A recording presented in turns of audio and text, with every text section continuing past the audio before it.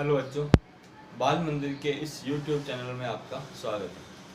बच्चों, हम लोग बात कर रहे थे क्लास 10th के चैप्टर 9 प्रकाश लाइट के बारे में, जिसमें मैं आपको न्यूमेरिकल करवा रहा था दर्पण से संबंधित। हमारे पास बच्चों 3 फार्मूले थे। एक था 1/v + 1/u = 1/f, mirror formula, दर्पण सूत्र। और दूसरा क्या था, f = r/2, फोकस दूरी वक्रता त्रिज्या की आधी होती है। तीसरा m = hi/ho - v/u, आवर्धन समता का सूत्र। ये तीनों सूत्र बच्चों हमारे सामने थे। उससे संबंधित एक न्यूमेरिकल हम कर चुके हैं, एक और न्यूमेरिकल हम आज करने वाले हैं बच्चों। तो बच्चों इसको कैसे करेंगे, हमें क्या दिया बच्चों, उत्तल दर्पण। बच्चों मैंने चिन्ह परिपाटी में आपको क्लियर बात बताई, अगर दर्पण उत्तल हो तो फोकस दूरी बच्चों क्या होगी, नेगेटिव, पॉजिटिव होगी। क्या होगी, पॉजिटिव। अवतल के लिए क्या होती है, नेगेटिव। उत्तल के लिए क्या होती है, पॉजिटिव। क्योंकि उत्तल में फोकस बिंदु कहाँ होता है बच्चों, दर्पण के पीछे होता है। तो फोकस दूरी क्या होगी बच्चों, धनात्मक होगी। ये बता चुका हूं आप लोगों को। और आभासी प्रतिबिंब दर्पण से, आभासी मतलब कहाँ बनेगा, पीछे, तो v क्या हो जाएगा, +20। हमेशा ध्यान रखना बच्चों, समझो इस चीज को। ये कैसा दर्पण है बच्चों, उत्तल दर्पण है। ये है P, ये F और ये C। अब हमेशा ये क्या बोल रहे हैं, आभासी मतलब कहाँ बनेगा, दर्पण के पीछे बनेगा। तो v क्या आ गया, प्लस u निकालना है तो बड़ा सिंपल है, 1/v + 1/u = 1/f। सिंपल सा फॉर्मूला है बच्चों। तो 1/v, v कितना है 20, u हमें क्या करना है फाइंड, f कितना है 30, 1/u = 1/30 - 1/20। ठीक है बच्चों, लसब ले लेंगे इसका हम क्या करेंगे बच्चों, लसब ले लेंगे। 30 और 20 का लसब क्या होगा बच्चों, 60 होगा। क्या होगा, 60। तो क्या होगा, 1/u = 60। 60 / 30 कितना हो गया, 60। जैसे 30 का भाग 2 बार और 20 का भाग 1 बार। 1/u = -1/60। u क्या आ गया, -7 सेंटीमीटर। और आपको पता है हमेशा u क्या होता है, नेगेटिव। चाहे अवतल दर्पण हो चाहे उत्तल दर्पण हो, u का मान हमेशा क्या होता है बच्चों, ऋणात्मक होता है। क्या होता है, ऋणात्मक होता है। तो बड़ा आसान सवाल था बच्चों, नोट कर लो इसको। फिर मैं आगे 1-2 सवाल और लेता हूँ आज। ये आपका बुक का एग्जाम्पल था, अभी हम बुक के 1-2 सवाल और लेते हैं।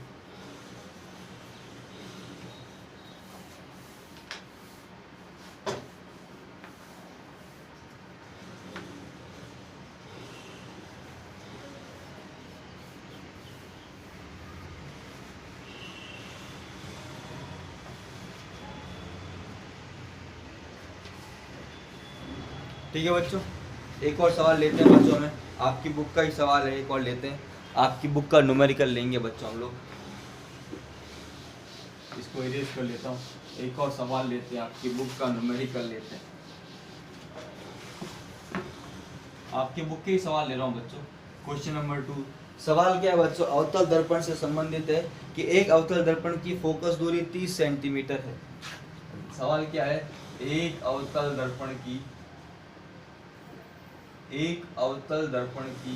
फोकस दूरी, एक अवतल दर्पण की फोकस दूरी कितनी है बच्चों, 30 सेंटीमीटर है। सवाल क्या है, एक अवतल दर्पण की फोकस दूरी 30 सेंटीमीटर है। यदि एक बिंब 20 सेंटीमीटर पर रखा जाता है, यदि एक बिंब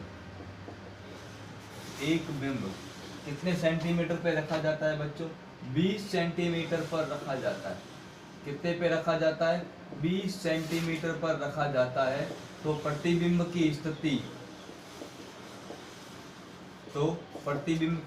व प्रकृति ज्ञात करो।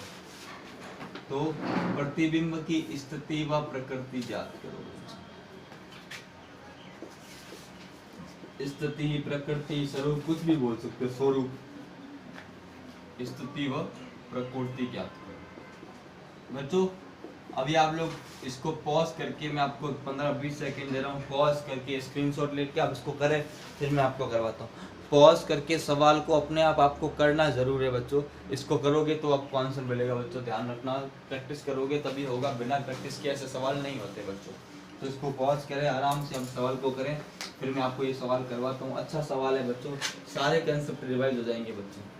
बच्चों चिन्ह परिपाटी की मैंने आपको खास बात बताई थी। अवतल उत्तल के लिए एक लेक्चर आपको मैंने बताया था लास्ट लेक्चर में सारे बताए थे, वह बहुत इंपॉर्टेंट है।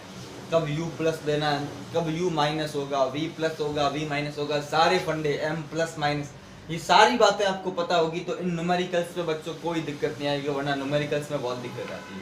तो देखो बच्चों शुरुआत करते हैं हम इसकी। अवतल दर्पण है, दर्पण कौन सा है बच्चों? अवतल दर्पण है। कौन सा दर्पण बच्चों? अवतल दर्पण। अवतल दर्पण के लिए फोकस दूरी बच्चों क्या होगी? Negative -30 centimetre. और बिंब, बिंब की तो हमेशा दूरी क्या होती है? Negative 20 centimetre. तो बच्चों 1/v plus 1/u equals to 1/f। 1/v, v कितना है बच्चों? v तो हमें ज्ञात करना है, u को उधर ले गए तो 1/f minus 1/u। 1/v, f कितना है बच्चों? -30, u कितना है? -20। ठीक है बच्चों, सॉल्व कर सकते हैं बड़ी आसानी से, कोई दिक्कत नहीं आनी चाहिए आप लोगों को बच्चों। ठीक है, आगे देखो सॉल्व करते हैं इसको।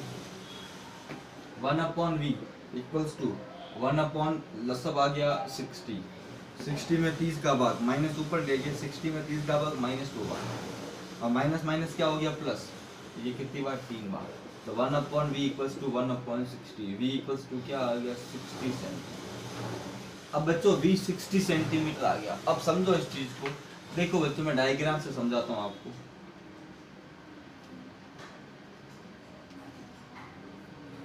T F और ये C, ये दूरी फोकस दूरी, ये कैपिटल है। फोकस दूरी कितनी थी बच्चों? 30।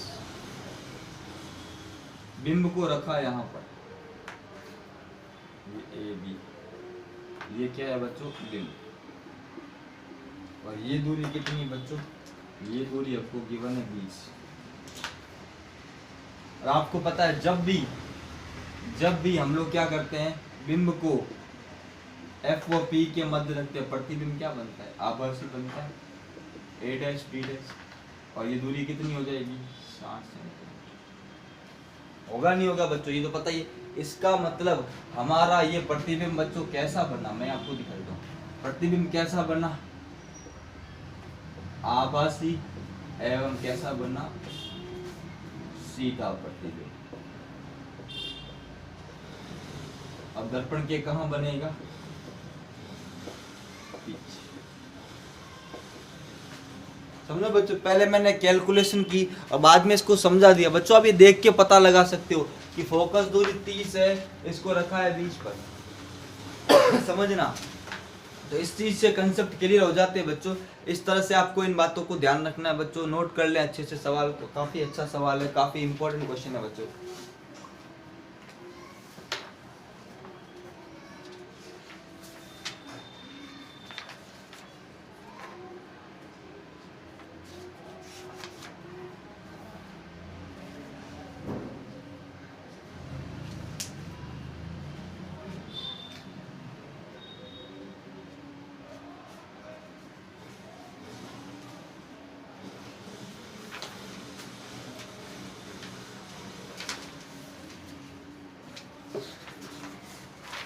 ठीक है बच्चों, अब हम बात करेंगे गोलीय दर्पण के उपयोग। किसके उपयोग की बात करेंगे? गोलीय दर्पण के उपयोग की बात करेंगे बच्चों। ध्यान रखना कि गोलीय दर्पण का उपयोग हम लोग कहाँ कहाँ करते हैं, उसकी हम लोग बात करेंगे। देखो बच्चों, गोलीय दर्पण के उपयोग।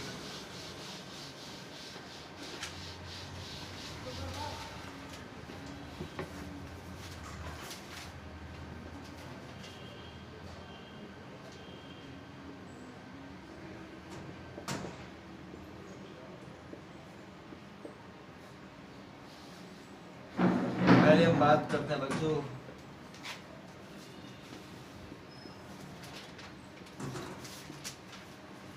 उत्तल दर्पण के बारे में। किसके बारे में? उत्तल दर्पण के बारे में। ध्यान रखना, तो उत्तल दर्पण का पहला उपयोग तो आपको पता है कि आपको पता है कैसा प्रतिबिंब बनाता है। ध्यान रखना, वस्तु को कहीं भी रखें, प्रतिबिंब कहाँ बनता है? आभासी, छोटा। तो ध्यान रखना कि वाहनों में पीछे का दृश्य देखने के लिए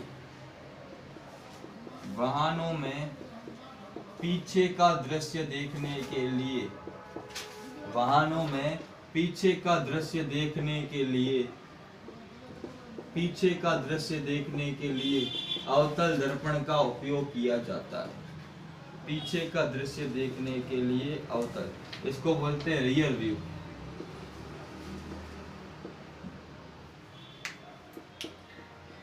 रियर व्यू, पीछे का दृश्य देखने के लिए उत्तल दर्पण का उपयोग किया जाता है। किसका उपयोग किया जाता है? उत्तल दर्पण का उपयोग किया जाता है। बच्चों ध्यान रखना, हमेशा कोई भी गाड़ी हो, अगर पीछे का दृश्य देखना है तो कौन सा दर्पण काम में लाऊंगा? उत्तल दर्पण काम में लाया जाता है। कौन सा काम में लाया जाता है? उत्तल दर्पण काम में लाया जाता है, ध्यान रखना। ठीक है। और एक और चीज देखेंगे बच्चों, बड़े बड़े जो दुकान होती है, जो शॉपिंग मॉल्स होते हैं, वहां पर बड़े बड़े दर्पण लगाए जाते हैं, जिससे वो पूरी चीज को सुरक्षा के लिए, कि अब आपने देखा होगा नेशनल हैंडलूम, वहां पे आपने देखा होगा काफी सारी ऐसी जगह है जहाँ पे हम लोग इस उत्तल दर्पण का उपयोग करते हैं। बड़ा सा दर्पण लगा होता है, उस क्या होता है, वो क्या करता है, पूरी चीज का प्रतिबिंब बना देता है। तो ध्यान रखना कि मॉल्स व बड़ी बड़ी दुकानों में सुरक्षा के लिए इसका उपयोग किया जाता है। ध्यान रखना, ताकि एक ही आदमी उस दर्पण की सहायता से पूरी दुकान पे नजर रख सकता है, इसका उपयोग किया जाता है। वो अपने काउंटर पे बैठ के, जैसे अगर मैं एक जगह बैठूं, वहां पे मैंने दर्पण सेट कर लिया और दर्पण पूरी चीज को कवर कर सकता है, ध्यान रखना ये। और दूसरा, एटीएम मशीन के पास लगे होते, ताकि एटीएम मशीन से जो पैसा निकाल रहा है उसको पीछे का दृश्य देखे।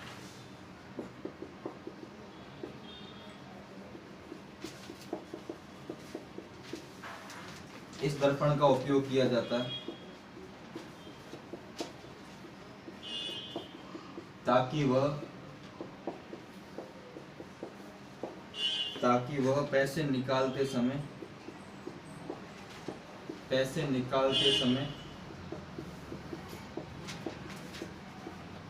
पीछे का दृश्य देख सके।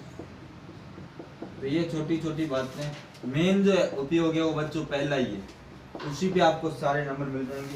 जो मेन एप्लीकेशन है बच्चों, पहली एप्लीकेशन है, ध्यान रखना, यही सबसे इम्पोर्टेंट एप्लीकेशन है बच्चों। तो बच्चों ये हो गए बच्चों किसके? उत्तल दर्पण के उपयोग। किसके हो गए बच्चों? उत्तल दर्पण के उपयोग। नोट कर लो इसे, ठीक है बच्चों। अब हम बात करेंगे अवतल दर्पण के बारे में, इसके उपयोग आप नोट कर लो। अब मैं अवतल दर्पण के बारे में बात करेंगे।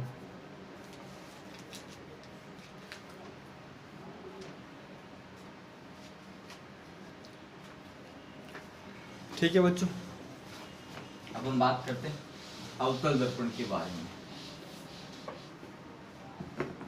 पहला, अब हम बात करेंगे अवतल दर्पण के बारे में। अवतल दर्पण का जो पहला उपयोग है बच्चों, ध्यान रखना, सेविंग मिरर में, सेविंग मिरर में या सेविंग दर्पण में, सेविंग दर्पण के लिए अवतल दर्पण का उपयोग किया जाता है।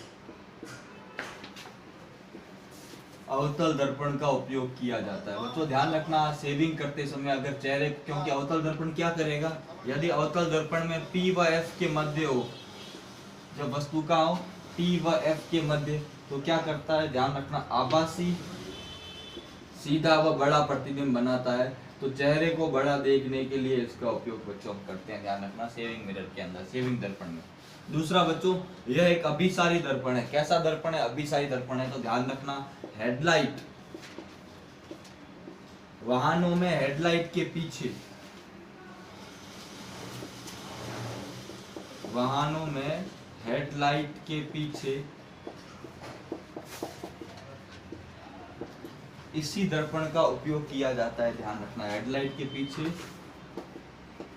इसी दर्पण का उपयोग किया जाता है, ध्यान रखना, ताकि वो क्या करे, प्रकाश की बीम को क्या करे, दूर तक फेंक सके।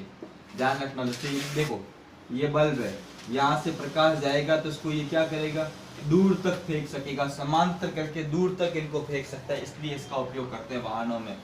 और ध्यान रखना बच्चों, डेंटिस्ट जो होते हैं, दांतों का डॉक्टर,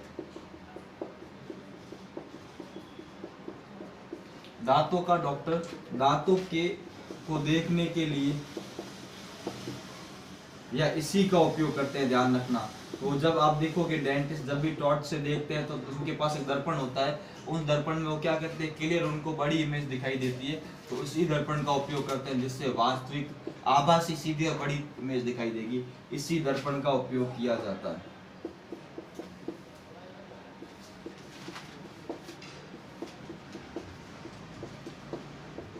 बच्चों एक और तो सोलर कुकर, क्या होता है सोलर कुकर? सोलर कुकर में ध्यान रखना, सोलर कुकर के पास जो काली प्लेटें होती है उसके पास एक दर्पण होता है ताकि वो ज्यादा से ज्यादा प्रकाश को इकट्ठा कर सके। तो सोलर कुकर में इसी दर्पण का उपयोग किया जाता है।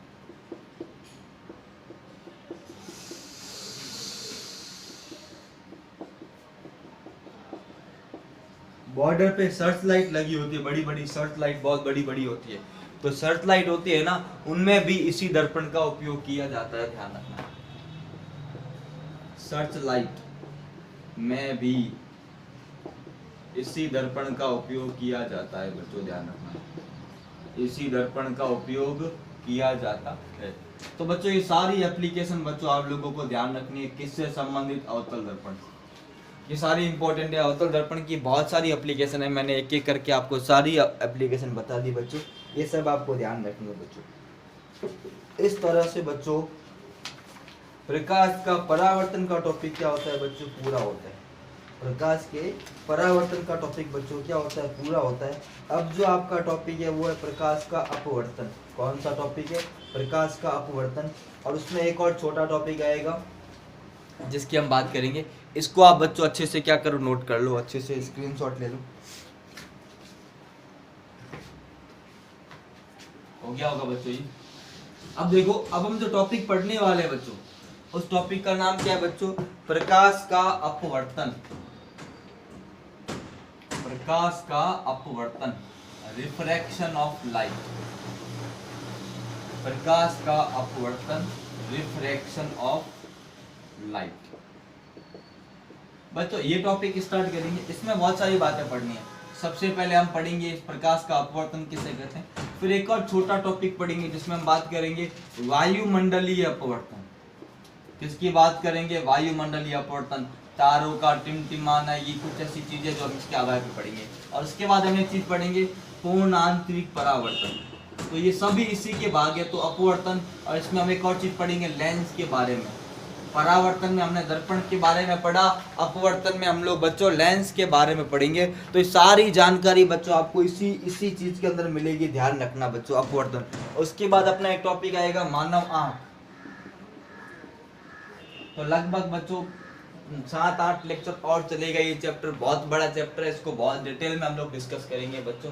तो ध्यान रखना, इसको हम एक एक करके बात करेंगे बच्चों। तो इसका इंट्रोडक्शन हम अगले लेक्चर के अंदर ही लेंगे, अभी स्टार्ट नहीं करने वाले बच्चों। तो बच्चों वीडियो आपको अच्छा लगे तो उसे लाइक करें और शेयर करें और चैनल को सब्सक्राइब करें बच्चों। Thank you.